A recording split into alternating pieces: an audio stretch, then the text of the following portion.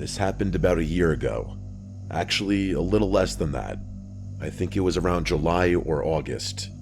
It was the last month of summer, and my friend Aiden and I were on vacation in Cleveland, Ohio.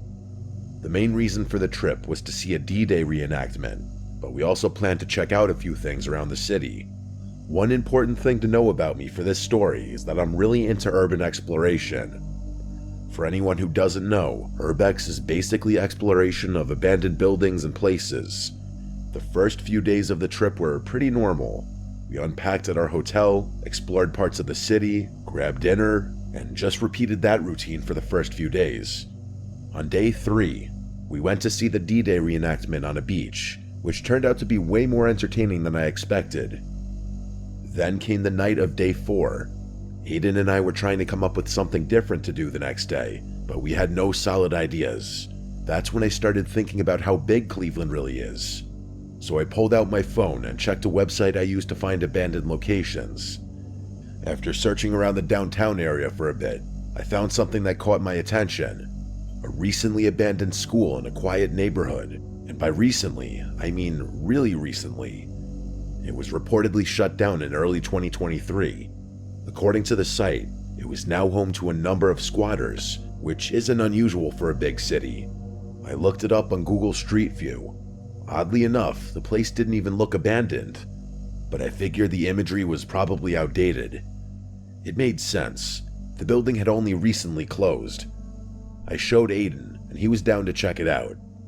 It was already around 1 a.m., but we were both wide awake, so we grabbed our stuff and drove out to the location.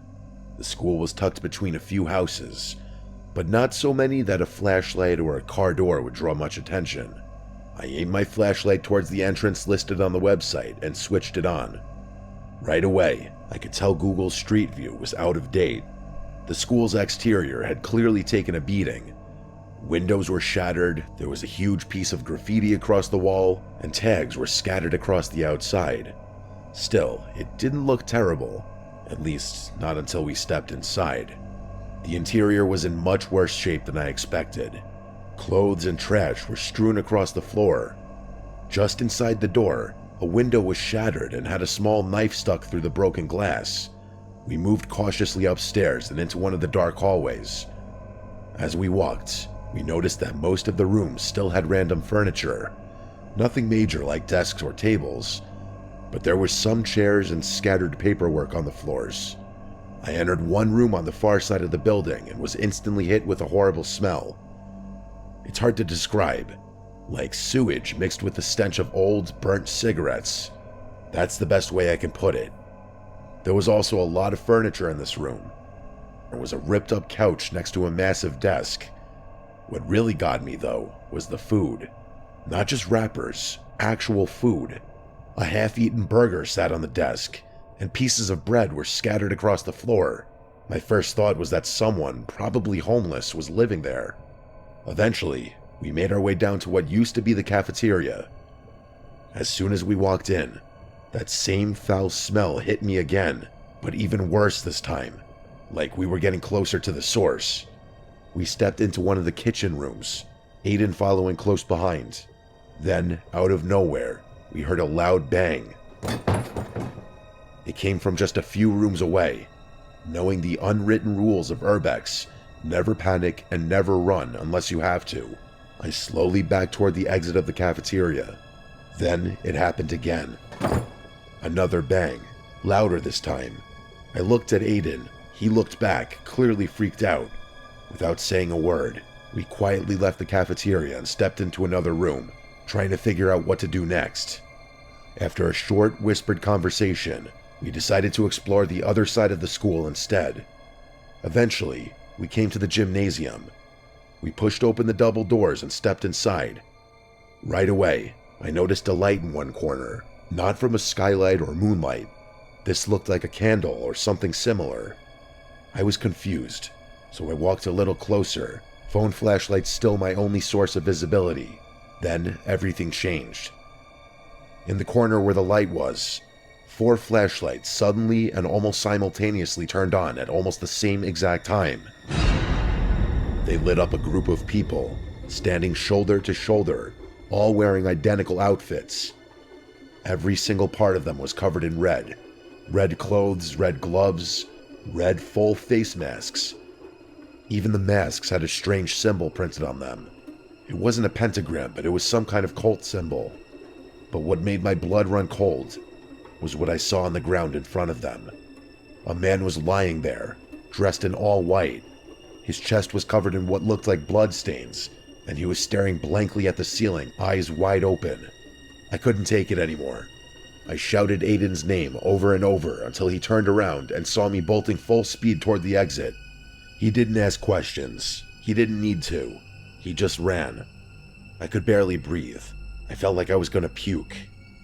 We sprinted to the car and floored it out of there. The next morning, we left Cleveland. After we got home, I scoured the internet for anything about that school.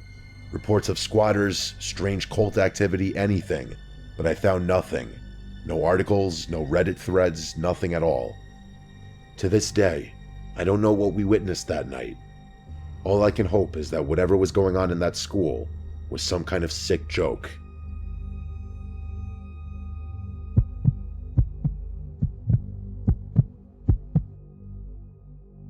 This happened in late 2023.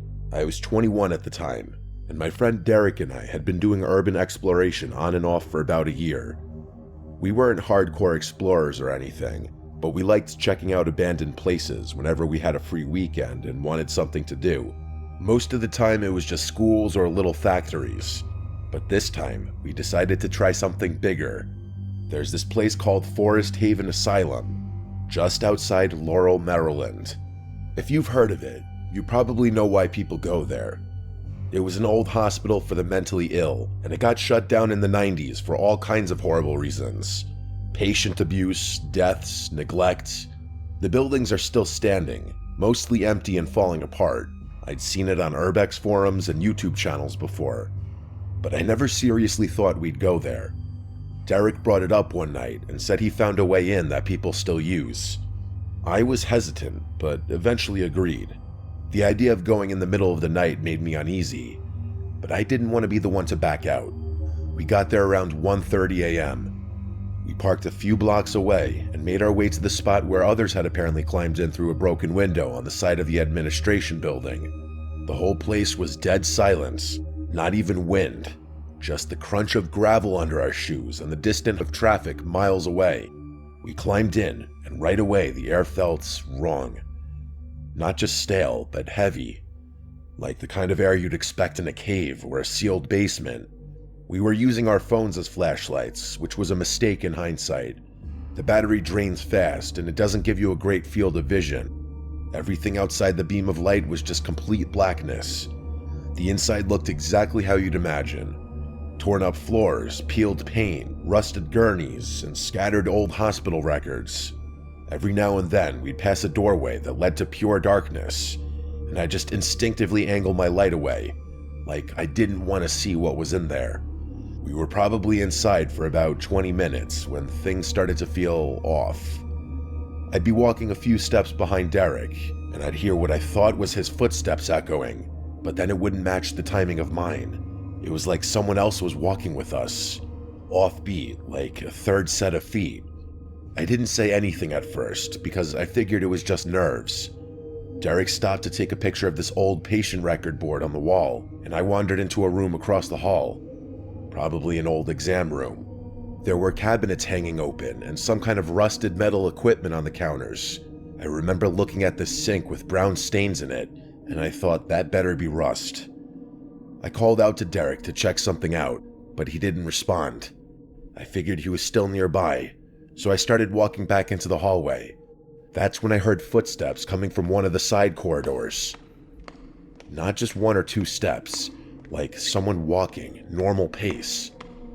I assumed it was Derek, so I turned and followed the noise, shining my phone's light down a long hallway lined with open doorways. But no one was there. I said his name again. Derek? Still no answer. A second later, my phone buzzed. It was Derek calling me. I answered and whispered, "Where are you?" He sounded on edge. "I don't know. I'm in one of the rooms near the east wing, I think." "Dude, we should go. I swear I heard someone else in here. It's not just us." I felt my stomach drop. I told him, "I think I heard you a second ago. Are you walking around right now?" And he said in this quiet, serious voice, "No, I haven't moved in a while. I've just been sitting here." The hairs on my arms stood up. I looked around. I was standing near what I think was one of the old operating rooms, big, tiled, and full of shadows. I told him, "Call back if you hear me," and ended the call. I crept to the hallway and whispered his name again. "Derek." No answer. "Derek." A little louder, but still nothing. A few seconds later, he texted me. I didn't hear anything yet. I stood there, completely still, and that's when I heard it. Footsteps from down the hall. Not fast and not stomping.